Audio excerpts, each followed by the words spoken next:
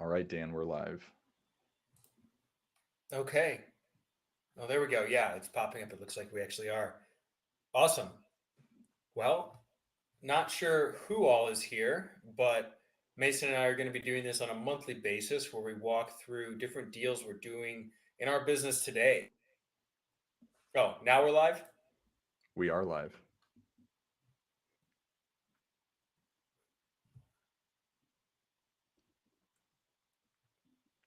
Yep, Dan, we're live.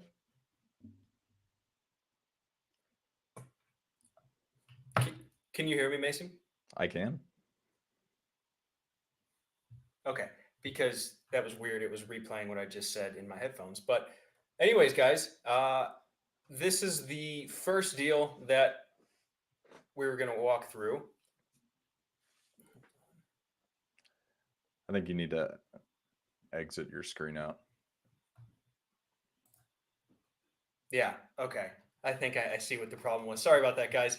Slightly challenged here with technology, but here is the first deal we're going to go through today. So this is a new construction project that I'm doing here in Colorado, Pueblo West, Colorado, to be specific. And this is a lot I bought. It ended up being late last year, direct to seller for about 20,000, I believe was the purchase price. And this lot is significant, 989 Harmony, because it's very oversized. It has just killer views of the front range. You can see 100 miles of mountain range, and it's flat. And so I'm putting this duplex plan on it, and I'll increase the size here so you can see both the downstairs and the upstairs. It's up as opposed to a larger footprint because concrete has gone way up, whereas lumber has come way down. And so this allows me to get a lot more square footage without paying nearly as much by building two-story as opposed to just a huge ranch. And so this will be 3 bed, 2.5 bath, 1 car garage, and each side will conservatively rent for 2,000 or maybe 2,100. I'd probably post it at 22 if it were done today, but realistically, it's going to be coming to fruition late in the year, and so rent's a little harder to get late fall into the winter. So it'll probably be about 2,000.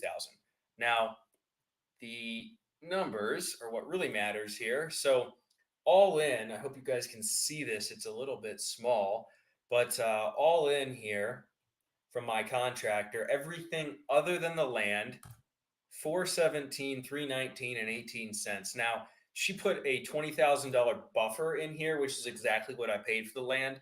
So realistically, factor in the interest on the loan.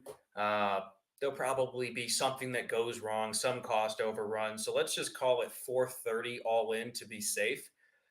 We or she had just built the same exact building and it appraised at 585. And so there's quite a spread there, and it's a brand new building. It'll be a great rental. I have significant equity, and I'll keep it for the long term. So this is one of the deals I'm doing right now. Mason, any questions you expect the audience might have that they can't ask, or things I didn't answer there that I should have? No, I don't think so. I think it just shows the value whenever you can get your land at a lower basis, and if you develop relationships with contractors that get the job done. I mean, it's a great deal. Whether you hold it or sell it or do any sort of anything with it, it's a fantastic deal. So I don't think so. I think viewers are starting to be able to get in. I know there were some challenges at the beginning, but this is being recorded as well. So yeah, I think that's a great one for new construction. I'll jump in here and do one of the land deals that we just got under contract. This deal came to us from my acquisition manager has a relationship with a broker, and that's one of the benefits of working with someone that has so much experience in the industry is they're able to really use their network to capitalize on finding good deals whenever you're talking about what you're doing. I'm not sure if my screen's showing up yet, uh, It's not quite yet. but well, as it takes a second for my screen to start loading, this deal we have currently under contract at 205,000, and we are anticipating a sale price in the high 300 range. And let me try getting my screen up again. Yeah, I don't know what it's doing. It's a problem of two technologically illiterate people attempting to do it. So should be sharing now. Assuming you can see it on your end, Dan. No. Well,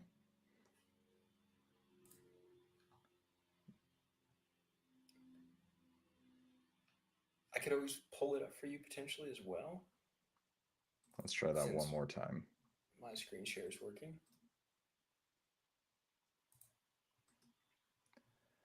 Let's see that one more time.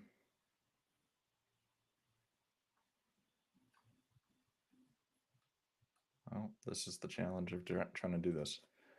All right. Then if you want to share 1013 Range Road on Zillow. Will do. So it's pretty, it's a pretty standard deal in terms of the margins that we're looking for. Obviously, it's a little bit higher dollar than certain deals that we're doing. And going into the new year, I think I definitely hesitated towards going into some of these mountain towns and these secondary home communities. But in Breckenridge or in certain areas where you know there's always going to be growth, you know there's always going to be demand, you're going to, whether it's a buy and hold for a piece of land, or we have the opportunity to develop it as well into two separate lots and do an entitlement deal there. But as soon as it starts sharing, you're going to be able to see that the comps put it in the range of 330 up to 425,000. So if you go and zoom in on those lots, Dan, now that it's sharing on your screen. So if you go to lot lines and you look at, there's a recent comp that just sold. Switch it to sold. So you can see what the homes are going for in some of those larger lots as well. Struggling with the live stream, but we're getting there. We'll figure this out eventually. Oh yeah, iteration number 2. We'll be good by number 10. All right. It's right there over you go. here. That 338,000 one down at the bottom of your screen. Yep. So that one, it's very rare whenever you're dealing with these mountain properties to get a perfect comp, and this really is a perfect comp. It's in the same neighborhood. There's no HOA. It's not improved at all. This lot does need well and septic, but seeing that there was a property that sold for 338,000 in October of this past year, it was on the market for a total of 14 days before it actually closed. It really just shows the comps, and as Dan shows his Facebook messages. But yeah, I think this is a pretty standard one, except for the way we got it, which was my acquisition manager got it through a relationship. And I think that's what I want to emphasize with this one is if you're networking and you're clear and consistent with what your intention is, you're going to start getting a lot of deals brought to you. I have another deal that was brought to me by someone at the real estate group after I gave my speech. He has it listed on the market for 40,000. It's probably worth 50,000, and the assessed value to him at 23,000, and their seller came back at 26,000, which is astounding to me. Even with it being on the market, being listed with a realtor, that if you're clear with your intentions and say, "Hey, this is what I can make happen," you're going to start finding lots of deals. But yeah, this Breckenridge one is one that I'm pretty excited to start the year off. So Dan, you can jump into your next one, especially since your screen's actually working. Yeah, I forgot for a moment there, but and the point there, guys, too, is Breckenridge is an iconic Colorado mountain town, so people come from all over the world to ski there. Just if anyone doesn't know. Okay, what I wanted to show you guys quickly, because there's a couple points I can pull out of this, is 3317 23rd Street in Lehigh Acres. Got this under contract at 60,000, I think 3 or 4 weeks ago, and let me back up. We originally got this lead in September via cold calling. I think it was September or maybe August. And the acquisition manager I had at the time, who I've now let go, oh, well, they bought it at 200 grand and it's not worth anywhere near that. So this probably isn't a deal. And I reminded her that what they pay doesn't really mean anything. And you never know what someone's situation is. So these people that owned this owned maybe several businesses. They were well off. They just wanted to get rid of it. And so fast forward, some follow up, some back and forth. They disappeared for a while. And eventually, with my new acquisition manager, we offered 60 and we really drove home, hey, we will close. So many of these sellers are so sick and tired of people calling them, texting them, that don't actually have money, that don't have the ability to close, that don't know anything about land. And so just solidifying legitimacy in these people's heads and offering to put up non-refundable earnest money is what got us this deal at 60. And I think all in, I bought it for 800 and some because we paid the closing costs. And as you'll see, this is pending already at 110. So I think I officially closed this last Friday, 800 and some change all in, and then it'll close to resell either this Friday or next Monday, depending on what the title company can get done. But the seller, or excuse me, the buyer's ready to go.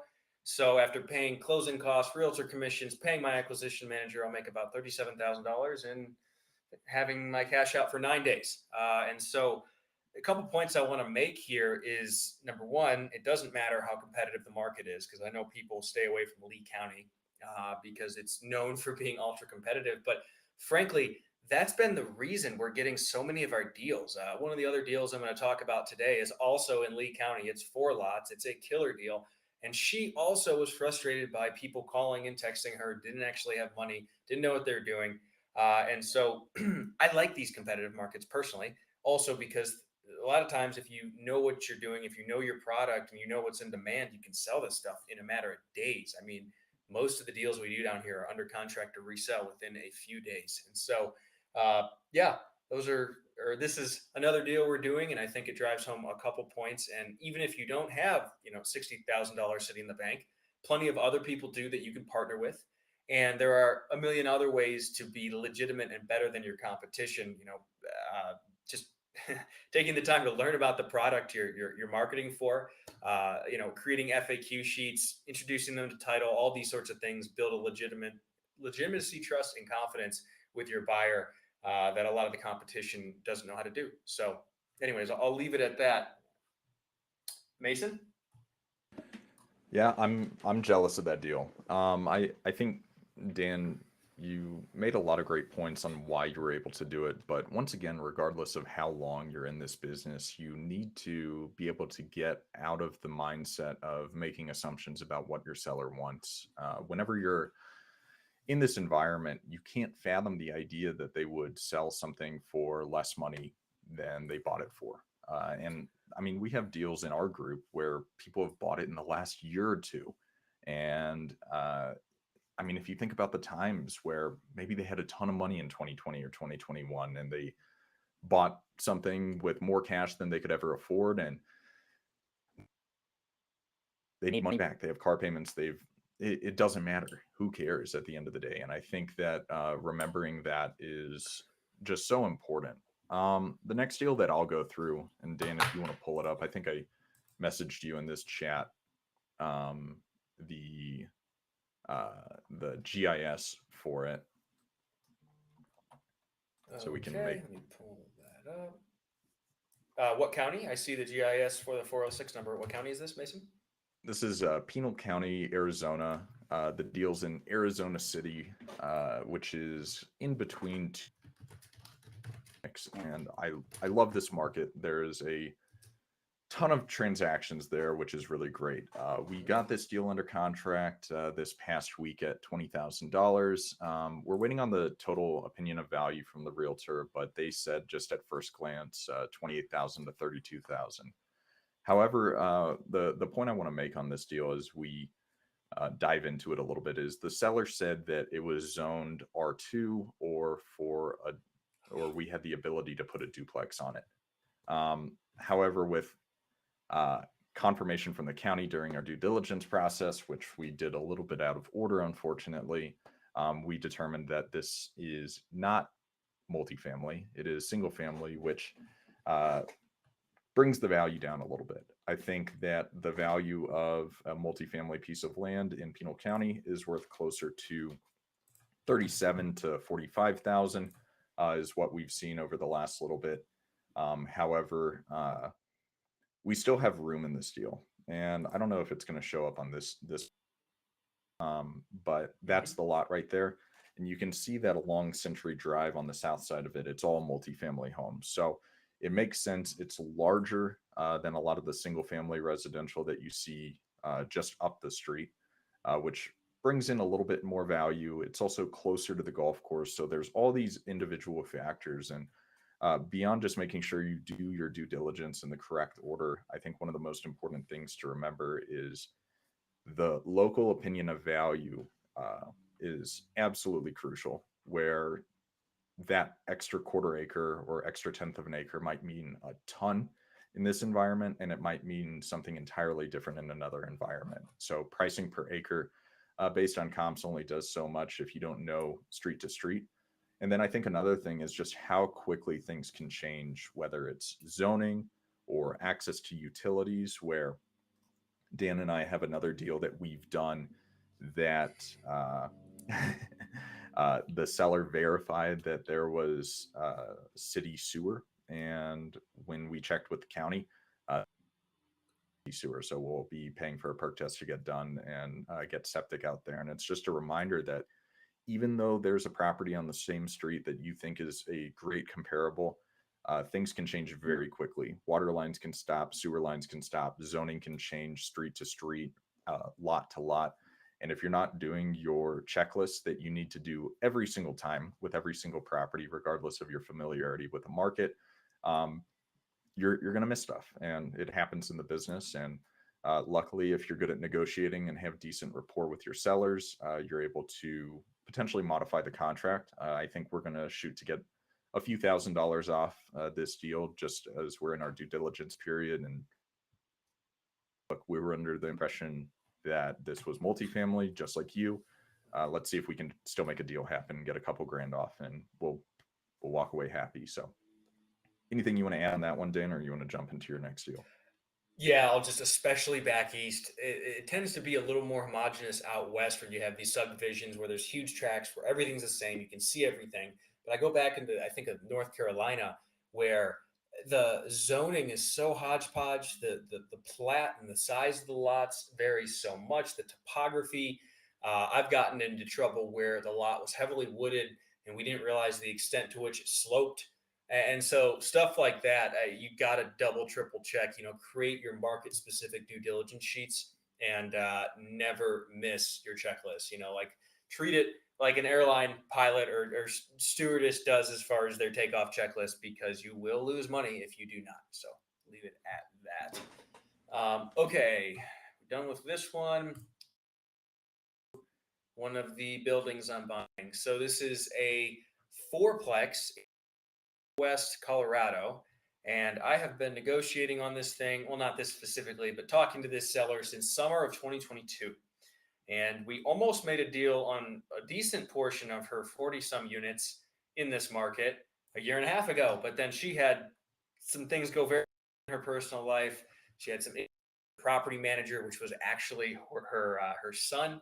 And so she kind of just fell apart. I helped her find a new property manager, just helped her however I could, got her portfolio stabilized. He had been stealing from her, all kinds of crazy stuff, but I helped her through that, and then we've just stayed in touch since then. And so we talk every month.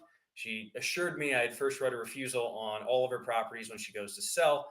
And what do you know? About a month ago, a little bit before Christmas 2023, she texts me and says, "Hey, I think I'm ready to sell one or maybe two fourplexes on Spalding." Ended up only wanting to sell one. We started kind of going back and forth. I looked into the numbers. I initially offered 550 and she came back at 600. So I said, all right, let's meet in the middle. And so this is where we are at given that purchase price. So the reason it says traditional mortgage is because we had initially talked about seller financing, but given her goals, she needs the cash. So it's going to be a traditional mortgage. I ran a ton of very simple scenarios here. Purchase price 575, about call it 150 grand all in, 431 finance, approximately 7%, 30-year mortgage, all the expenses, blah, blah, blah. Cash flow is almost nothing. So why am I buying this? Well, there's several reasons. Well, number one, it's going to appraise probably 650 to 675. So there'll be 75 to 100K of equity. So we're buying it below market. And then number two, taxes become a big problem as you start to make money. And so this will go into the portfolio of properties that I do cost segregation in, going into next year, and it'll save me a big chunk in taxes. And then finally, rents are way low. Now it's stable in the sense that all the tenants are paying, fully occupied, no major repairs or anything like that needed. But rents are at 4605, and realistically they should be at 6,000 or maybe even a little bit above that if we make these nice. And so as really it's just carrying its own debt service at first, and we're slowly going to move those rents up. Again, I know this property manager personally. I'm the one who referred him to the seller. And so we have a clear plan, and I also get the inside scoop as far as condition and what's going on with the tenants and all that sort of thing. So more than anything, it's an equity play, it's a tax savings play, and it will be a nice cash flowing building in the long run. But yeah, anything I didn't hit on there, Mason? No, I think it's just a good reminder of this is a great deal, obviously for you, but obviously for where you're at in your business. I think a lot of people would see these numbers and scoff at the idea of spending 150 grand and making 69 a month, or 960 a month, or 1300 a month. And the real thing is with rentals is for building your net worth.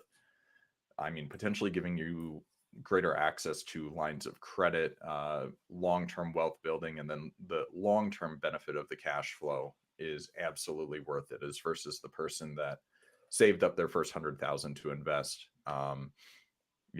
Maybe this isn't the best strategy if they have the opportunity to double that money or triple that money, putting it in potentially riskier or potentially more active income streams. Yeah, several things I want to say to piggyback on that. So I fully expect within the next 3 to 5 years, I'll be able to refinance this lower and increase the cash flow. We'll get the rents up. This becomes decent over time. And then number two, a big part of this is I really want her other buildings. So she has some very, very nice, what's called a 16 unit, built in 98, 3 bed, 2 bath, 1 car garage, great layouts. Those units I really, really want. To give everyone listening a little bit more insight, this market is almost out of water.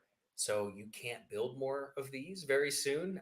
Even if they're able to get more water, it is prohibitively expensive to do anything over 2 units. If you drive around the market, there's plenty of single family homes going up.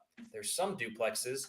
There is nothing over a duplex, because trying to get approval for what they consider multifamily commercial, which is anything over 2 units, is outrageous and incredibly expensive. And so that's part of it too, where there's a huge supply restriction in this market, both because of a lack of water and just government imposed restrictions. And so that's part of it too. And I'll tell you, I own some other rentals here. A lot of my friends do.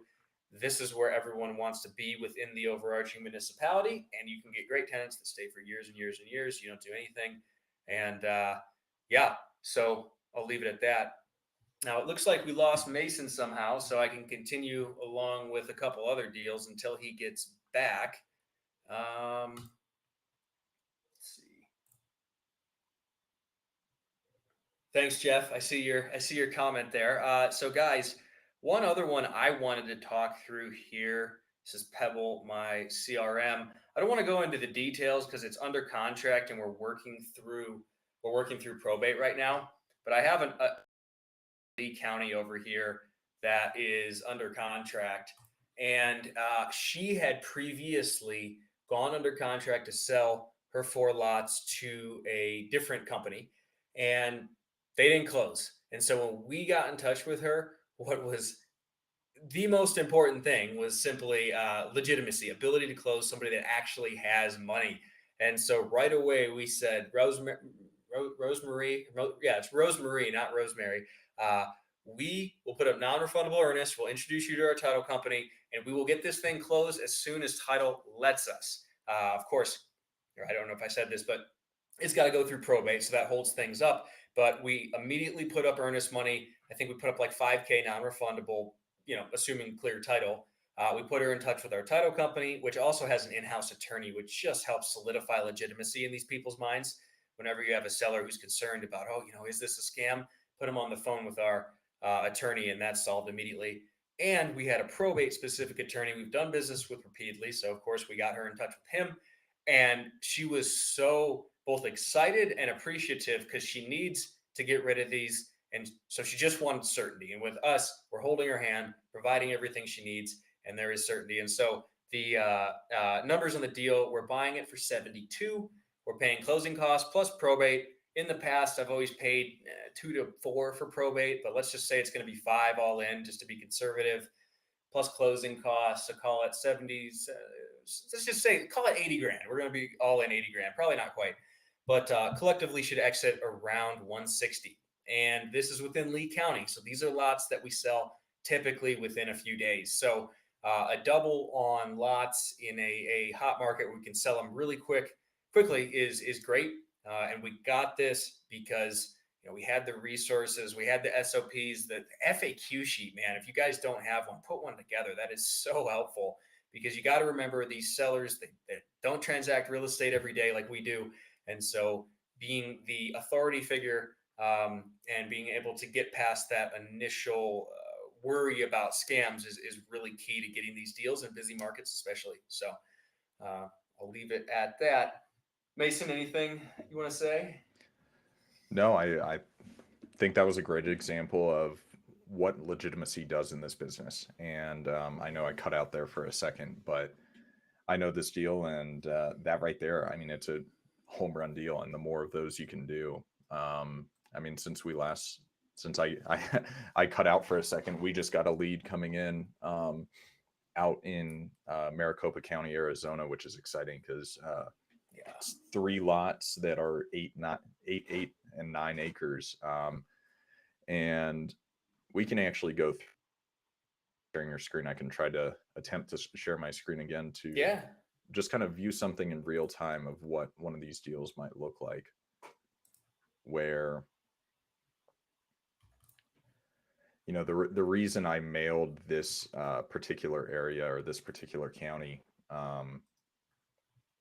well, it's not letting me share my screen. So Do you want me to pull up Maricopa? yeah, go ahead. And this is west of Phoenix. This is going into the Tonopah region. Okay. I was just there last week or 2 weeks ago. Let's see. Let's go to Phoenix and then I'll go west. And I can confirm there was an enormous amount of new construction down there. Some huge apartments and a lot of tech jobs coming. So what's the actual city, Mason?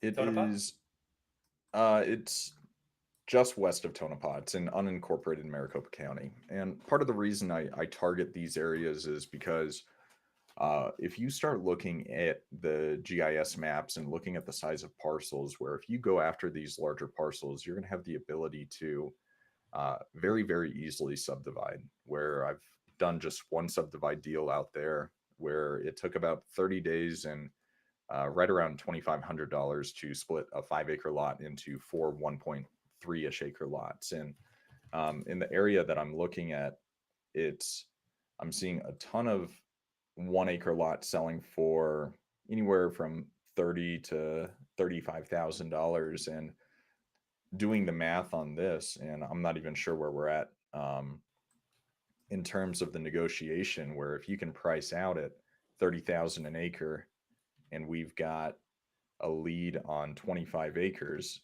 that's theoretically about $750,000 worth or of market value of the land out there. And in a negotiation like this, it kind of like Dan says, of being able to show legitimacy, being able to go in and figuring out what the best and highest value of the land is, if it is going in and subdividing this into 25 1 acre lots, then we're able to offer substantially higher than what other people might be offering, where potentially people have been offering them super low dollar amounts because there's not too many 5 acre lots that are transacting in that area. But we can go in and price it at a 1 acre lot, or some percentage of that value will give us a leg up in it. So um, it'll be exciting to see what ends up happening with it. Typically in these markets, I like to be closer to the city than this far west. But knowing that we uh, only purchase things at an extreme discount, and these people have owned the land for it looks like um, since 2005. Uh, and they purchased the land for 178,000 per parcel. So, and it's 3 parcels. So we'll see what happens, and potentially in the next deal review, whenever we have more time to interact with the seller, we'll be able to uh, make a deal happen and do another subdivide out there, because I really love the Phoenix market and the surrounding areas. Yeah, no, that's a great deal, Mason. I was just down there. I'm gonna do some mailing and cold calling down in Tucson, and I can confirm it's growing like crazy. But it's funny. I just wanted to say I just got a tag in Pebble here from one of my acquisition managers, and he goes, "Yeah, we got this great lead." And but anyways, he gave me all the details, and at the bottom it said he wanted to work with us because of the law firm referenced in the postcard. He talked to them, and they spoke highly of us as always closing. And so it's just, part of this too is just the longer you do this, you develop a reputation with realtors, with title companies, or attorneys, because North Carolina is an attorney state. But it really is, it is all about legitimacy. Because think of the demographic we're targeting. They're older people. They're the number one target of scams. And so they want to know that they're not going to, a lot of it's ego too, right? They're worried about looking stupid, like, oh, how did I fall for that? Anyways, Mason, while you were gone, I did two in a row. Did you have a couple others you wanted to share or not? I can pull up a few that we're working through right now, Because and I can go on forever too about other ones we're doing and kind of lessons learned. But yeah, here you pull up another one right now, and then I'll find a good one that is a little different uh, to look at. okay, give me a second. I had four ready to go, and I went through them all. I guess we went through faster than expected, but I'll share this regardless, guys, to make another point, a couple points really. Um, this was a lead. Let me see when we got this. We got this in August. Um, and I remember she didn't take good notes, but I remember this conversation pretty well talking to my acquisition manager at the time. And it was really clear that this seller was our avatar. And what I mean by that, they are the person that does not want to sell on market clearly. They don't want to do any work. They don't want to. A lot of times you run into people that just have some negative connotation with realtors. And these people were clearly that demographic. Okay, so we knew that right off the bat. And so, given that, we thought, okay, they're going to sell off market if they sell. And there's just no chance of them listing it, is the point I want to make there. Now, I had some acquisition manager troubles, and this took longer to close than it should have, but we offered them 40 for two lots in Brunswick County, North Carolina, in a neighborhood where I've done a lot of business. And at first, they said, no, we've had offers much higher. And you hear that all the time. And don't take the bait. I'm doing a talk at my real estate group here in Colorado next week about negotiating and direct to seller marketing. And this is one of the biggest things is don't take the bait. When they throw that out there and then you get into a bidding war with the other people, you don't want to do that. You want to be confident in your numbers. And so that's exactly what we did. We said, no, Mr. Seller, whatever his name was, Samir, we are comfortable and confident at $40,000. We will close. We'll pay the closing costs, and you won't have to do anything. But we are not coming up. And he said, no. I'm getting all these higher offers, and just like all these other deals we're getting, he wasted his time with somebody else. They did not close. And then several months later, he calls us back and says, well, will you do 45? No, we'll do 40 and we'll pay all closing costs and we'll close quickly. And then he disappeared for a little while and eventually called back. He said, oh, okay, fine. I'll take it. And so I'm doing this on the fly. I hadn't prepared to talk about this one, but one of the biggest points I want to make is don't get into a bidding war with some made up competitor who offered more. Of course, in busy markets, I'm sure they are getting other offers, but a lot of times I'm telling you these sellers just make this up. Oh, well, I have an offer at 50.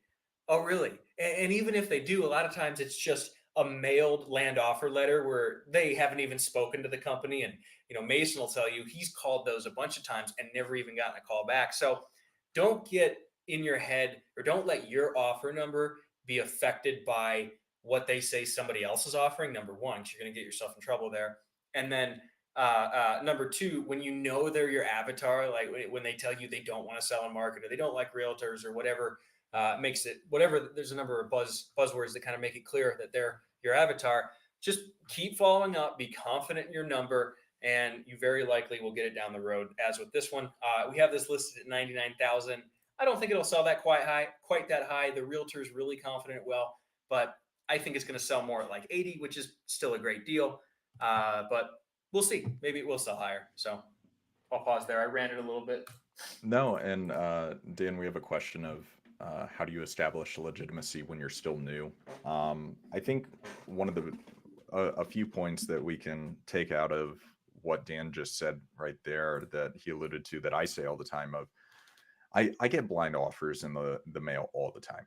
I mean, I've got probably 30 or 40 properties listed on the market right now. And I mean, I've sold dozens and dozens over the past year. So I get mail from properties I've already sold. But when I get an offer in the mail, I do call these people. And I've at this point received one email back from a phone call that I've given. And I've called dozens of people and they never call back. So if you view as your competition, uh, it starts with the most simple thing, which is just answering the phone or calling someone back whenever they call you.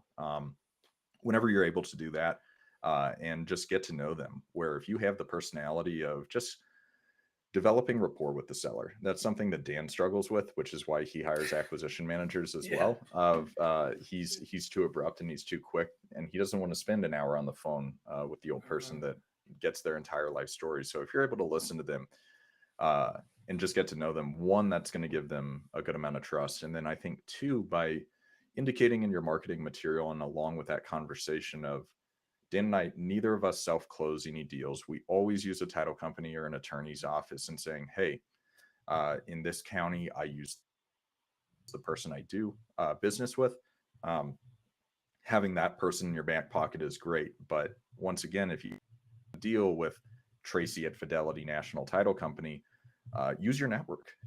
If you're listening to this, you know us, and if you have a lead in a particular county or a particular state, uh, reach out to us, and we can give you that contact information. Because whenever Dan and I give a referral, it means something. Whenever we've done dozens and dozens of transactions with these companies, so we can say, oh, here's this person that has this deal. They're going to start bringing you deals because the title company, that's their bread and butter. That's how they make money.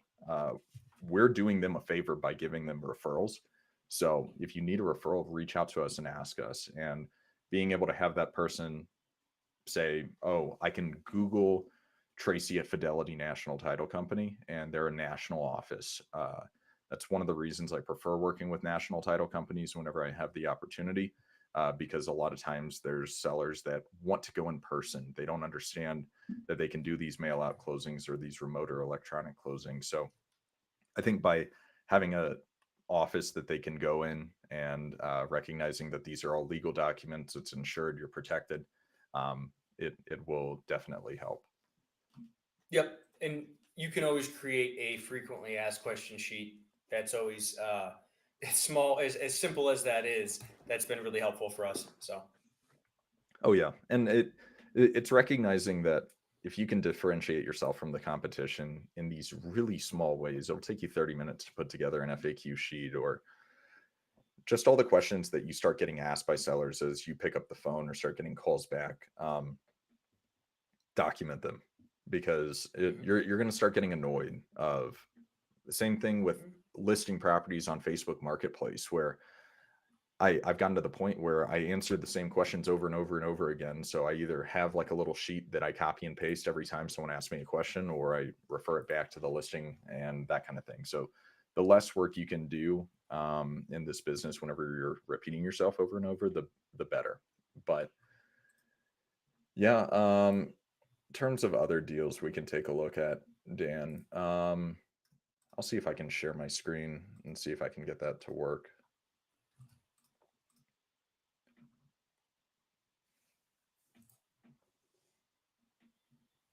So I've got a few Yeah. weird ones we can take a look at.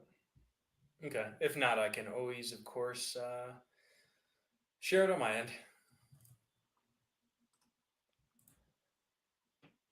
All right. Well, I guess my internet's just not behaving today. Okay. So I'll copy and paste the APN into this chat.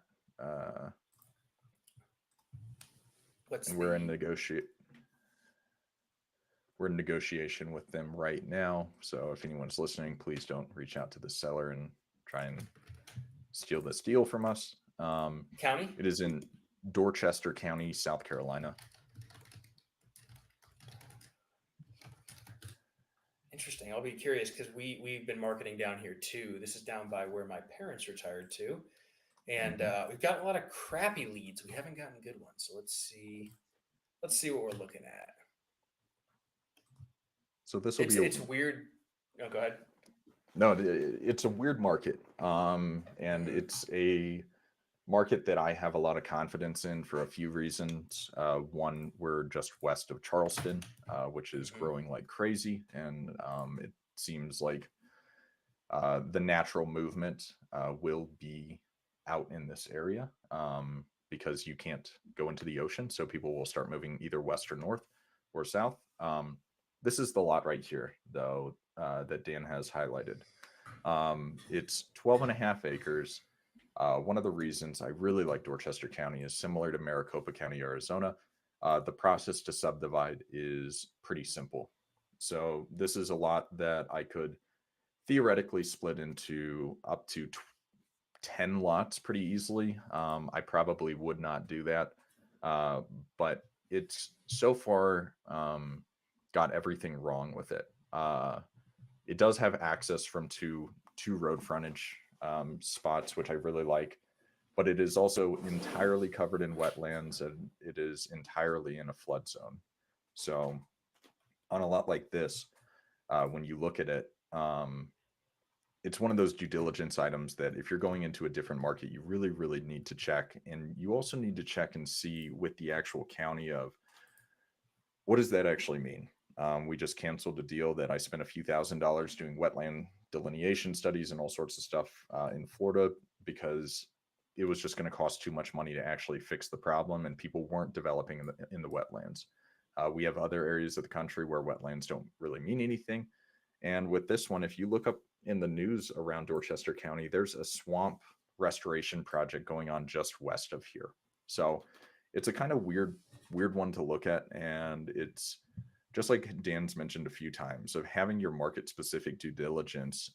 This is a perfect first lead for this county. This is the first lead that we've got. We've got another one, but this one came in first in Dorchester, and figuring out floodplain, figuring out wetlands, and figuring out the subdivision process all in one. We're going to work it as if it is a deal and see what we can offer. They've owned it in the family for decades. It's been inherited one after another, so I don't think they truly know what the value is, and neither do we. You can see that there's a ton of small lots right there as well. So it'll be an interesting one to track. But Dan, I don't know if you have any insights on the wetlands or the wetland doing deals Yeah, in my wetlands in general. We've got emails and phone calls out to the local government and everything like that to figure it out. But So yeah, this is going to be very market specific.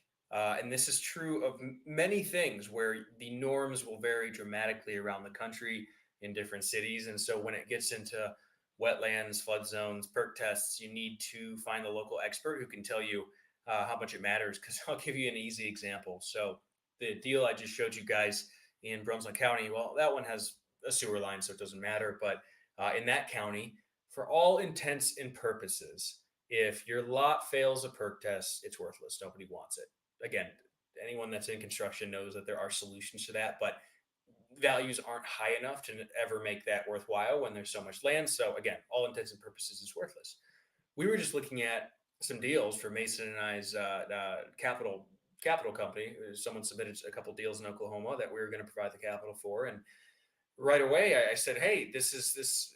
Did you do a perk test? It doesn't have a sewer line. There's no history. We need to do this." And I talked to the realtor. He goes, no, it doesn't really matter. There's another type of test you can, or excuse me, another type of septic you can do that the county health department allows. That's only slightly more expensive, so people don't really care. So very, very market specific. In North Carolina, every single lot I sell, the buyers put up non-refundable earnest money. They call it a due diligence fee. It's on their standard land contract, but in effect, it's just non-refundable earnest that's sent directly to the seller just to put the lot under contract. You go to Colorado Springs here and you try and get retail buyers to do that, and very rarely will that work out. So, all these due diligence items, all the norms just around negotiations, you got to find a local expert to really know what you're doing because it varies dramatically from place to place. And I think that aligns with the marketing material whenever you're actually marketing the property to sell it yourself or with a realtor, where I think a lot of people will hear or take a course and or watch a YouTube video on land, and they think that every single property needs drone photos and Mm, needs to have beautiful music playing with a video and just outrageous pictures that have been photoshopped and edited to, if it's winter, make sure the grass is green for summer and things like that. And while that is important with a lot more of the rural land or recreational land where you're trying to sell this vision, if your end buyer is going to be a builder, most likely, or someone that's just going to build a 3 bed, 2 bath home on an infill lot, you just need the information about the land. What's the utility yep. situation? What's the general topography? And if you can have a Google Maps picture show that, that's fantastic. So I think a lot of people will get held up on the marketing material looks like, and while that is important, the local knowledge and the amount of transactions that your realtor is doing is far more important than having the most beautiful marketing material. And I think if, especially if you're younger, it doesn't make sense to you of it needs to look perfect, it needs to look beautiful, and it's just not the case depending on which market you're actually in. Yeah, no, if you're just selling a, commoditized infill lot that builders are going to buy, it does not matter. And so most of what I sell is that way. And more that's the case for Mason. Now, easy example, your Breckenridge property, certainly it's worth taking some nice photos of. Whereas, those four Lee County lots, those are all identical to thousands of other lots in the area. It's all flat, same utility situation, same size, same everything. A GIS picture is just fine. Does not need nice drone footage. It does not matter. Um, Mason, as I was scrolling through Pebble as you were talking, looking for more deals to talk about, and it's funny, man. It's the same thing over and over. Where this stuff isn't complicated in our stage right before waiting for contract. I see a whole bunch of deals that are close, and many of these we're 6 to 12 to 18 months in to negotiating, and that's not always the case. We get deals off Mhm. of leads we get in a week or a month sometimes, but a good portion of our deals come, 6 to 12 months down the road. And so success comes to simple follow up. It's the boring stuff. It's the calling, every 2 weeks or every month, depending on what the scenario is. We have one over in Vero Beach where we got this lead December 2022. He had already started probate on his own, and apparently it was very complicated. We made an agreement on price. Been following up since then. Looks like we're finally going to get this in the next month. And so I don't think sharing my screen and walking through a couple more of these will really be productive because it's the same thing over and over again. But I hope that does drive the point home to the few listeners we have that it's the boring stuff that makes you money. Oh, agreed. Well, I mean, the most recent listing that I've gone live with in Salida, Colorado, exact same thing. Of we started the conversation in May of 2023, and man, we've been with this guy and his family for the birth of their first grandchild, his retirement party at the car dealership. I mean, everything of just checking in on him. And I think it's uh, just making sure that with these deals, I mean, I'll make 70 or $80,000 on this one deal of just by picking up the phone once a month. And even if they don't answer, of just saying, hey, because they agreed to the price back in June, that we ended up closing this deal at the end of December on, or beginning of January. And I think a lot of people will forget about these leads, or they will do the opposite of that, which is hammer them too hard. Of there's follow up and then there's appropriate follow up. This guy has owned this land for 50 years. He does not care if he sells it in 7 days for a cash deal. He is looking to offload it in the simplest and lowest stress way possible. And by us checking in on him and his family and how things are going, where we were the ones who he sold it to, because I guarantee you he got dozens, if not hundreds, of offers on this land in between the time that we contacted him and the time that we closed the deal. And he was a guy of his word. So we offered him 45,000 back in July, June or July, and we closed in January of this year for that price. And now it's on the market for 139, and it's going to be a fantastic deal.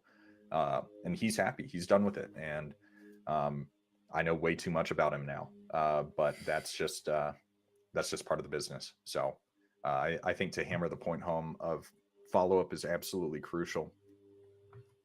While it needs to be timely, it needs to be based on their desired time. Where you got that quadplex deal by appropriately following up, as versus hammering her constantly every week, because she's already getting hammered and bombarded by everyone else.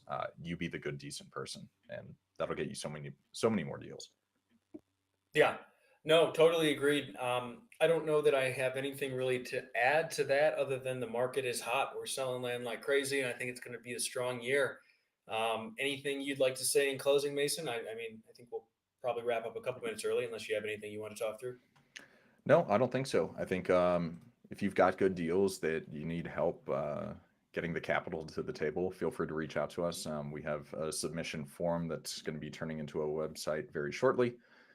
With But in the meantime, feel free to message us and we can send you that link. And yeah, it's a really, really promising start to the year. I think there's a lot of confidence with builders. I think there's a lot more buyer confidence going into the year with rates dropping.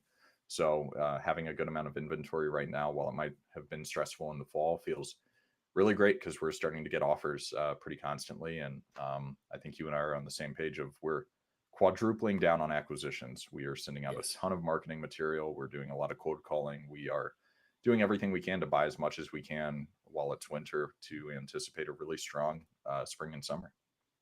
Yep. And reminder, guys, we're going to do this once a month. So if this was useful, let us know. If there's something we didn't cover that you want us to, let us know, and we'll do it again in February. Awesome. Yep. And we'll that connection and figuring it all out. So thanks everyone for your patience and everyone that joined, and hope this was useful.